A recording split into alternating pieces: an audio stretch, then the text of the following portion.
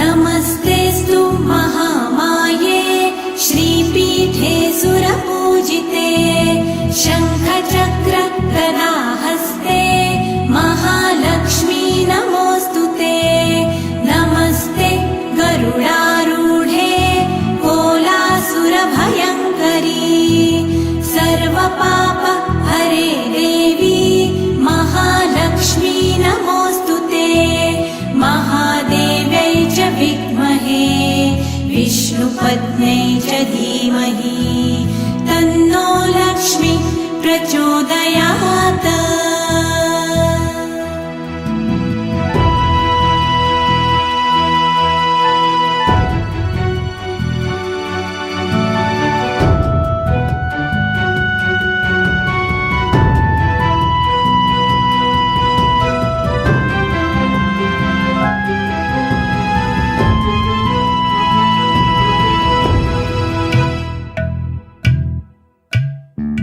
सर्वज्ञे सर्ववरदे सर्वदुष्टभयङ्करी सर्वदुःख हरे देवी महालक्ष्मी नमोऽस्तुते। सिद्धिबुद्धिप्रदे देवी भुक्तिमुक्तिप्रदायिनी मन्त्रमूर्ते सदा देवी महालक्ष्मी नमोऽस्तुते।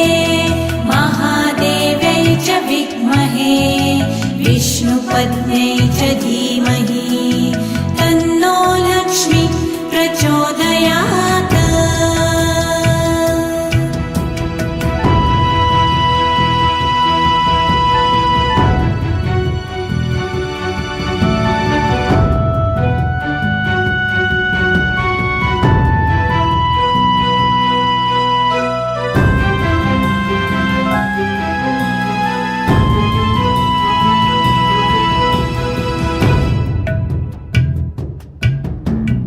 आद्यन्तरहिते देवी आद्यशक्ते महेश्वरी योगदे योगसम्भूते महालक्ष्मी नमोऽस्तुते।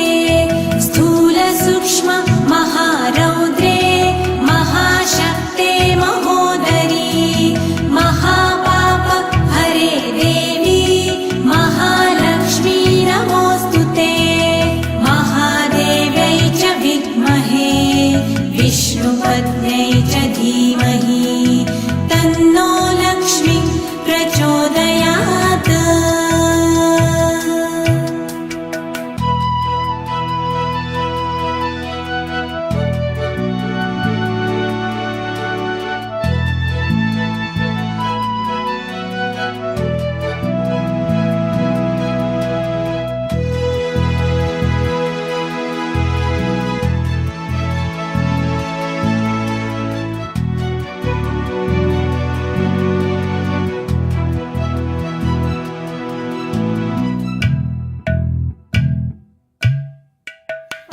पद्मासनस्थिते देवी परब्रह्मस्वरूपिणी परमेशी जगन्मातर् महालक्ष्मी नमोऽस्तुते। श्वेताम्बरधरे देवी नानालङ्कारभूषिते जगत्स्थिते जगन्मातर् महालक्ष्मी नमोऽस्तुते। महादेव्यै च विद्महे विष्णुपत्न्यै च धीमहि तन्नो लक्ष्मी प्रचोदयात्।